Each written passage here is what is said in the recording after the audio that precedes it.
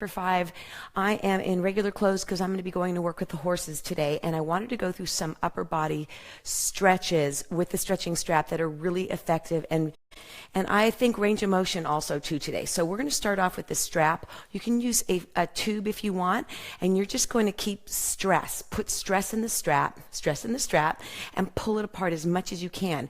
And you may not be that flexible, so if you can just skim the top of your head, that's fine. And you're going to go all the way around. You want full range of motion in your shoulders. You want to take notice whether your shoulders work equally. Do your right and left shoulders feel the same? And then you're going to go all the way up. And then if you can, good morning, you're going to bring your arms a little bit closer. So I'm going to keep scooching my hands in. Thank you for joining me this morning. But I'm pushing my hands apart. Now, how do you know you've gone too close? Because you start to do the wiggle waggle. So I'm going to come up a little closer, go all the way around. And again, you want to go all the way to the buttocks. You want to make that full circle. So here's how I can tell I'm too close. My arms come together and I can't get it back behind me, so I start to wiggle through. So if you get to that point, there's too much stress in the shoulders. Then go ahead and take it either in halves or quarters, and you're going to do full circles. Now let your rib cage expand.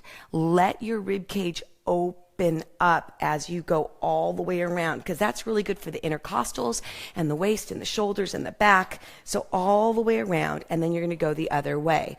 All the way around your body and let it move. So now I'm going to start making bigger circles. And this is a great way to loosen up the back and the shoulders and the rib cage, as I mentioned. Then I'm going to do one more step. I'm going to take it to quarters where your elbows are maybe 90 degrees and you're going to roll just behind the head, but try and get behind the head and then go both directions. So you're checking for clicking, cracking, crunching. If you have no mobility in one side, you'll be able to find out that way. And then the second stretch we're going to do for the upper body, besides all the circle work, is just a side stretch. So I'm going to bring my arm out, allow my body weight of the lower arm to extend the waistline, and you're going to feel the pull all across the side. Whoops. Hopefully not showing anything. And then if you want, you can lean forward and push away.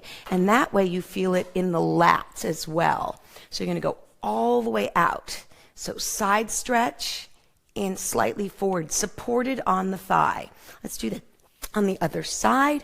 So bring the arm up, pull the bottom arm away from you. So you're going to feel it all down the side. And then from there, anchor it on the thigh and push away. And that should be more to the rear, to the back of the body.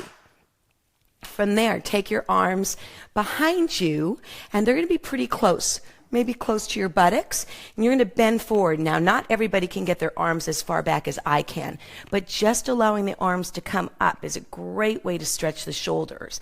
Bend your knees. You can even place your chest on your thighs if that's supportive for your back. And let the weight of the arms stretch out the shoulders. I really like this one for lower back and for shoulder mobility as well. But don't expect to get your arms that high. Take your arm up for the next one and the other arm underneath you as though someone's putting your hand up their back. And you're going to slide your hand up the spine. And then as you do that, relax the scapula. And I've got a microphone back there, a wire, so hopefully you'll see this. But relax the shoulder. And I would even bump it a few times. Just give it some movement. And as you rise up the back, relax that shoulder. And that's going to help with scapula mobility. And then come on down, push down on the arm, tighten the bicep muscle for the tricep. And you're going to, stretch away from that arm. And this is another good one, all the way up and all the way down. I'm not going to repeat that on the other side. Then take the strap, and we're going to hold it in the hand and push the wrist. You want to stretch out the forearm. Try it with your hands turned in, which is a little strange feeling, and out. And then do the same thing with your hands pointing down. This is great for the wrist and forearm. The further you push away here, you're going to feel a little different stretch than if you come on in. And then I'm going to end up today with a little bit of a neck stretch. I'm going to move in for the kill here so you can see this. You've got to stand up super tall. If you round over, it's not going to work as well. And you're going to stand up, place the strap at the back of your head, relax your jaw, and just gently let the arms wait. Don't pull down on the head. You don't want to do that. You want to keep a tall posture. And then you're going to rock your head from side to side to get the entire neck. And for the last stretch of the day, we're going to pull up on that head, lengthen the spine. Hopefully this will make you grow 2 or 3 inches. I don't think that's possible. Stretch it, but it feels great in the back of the neck.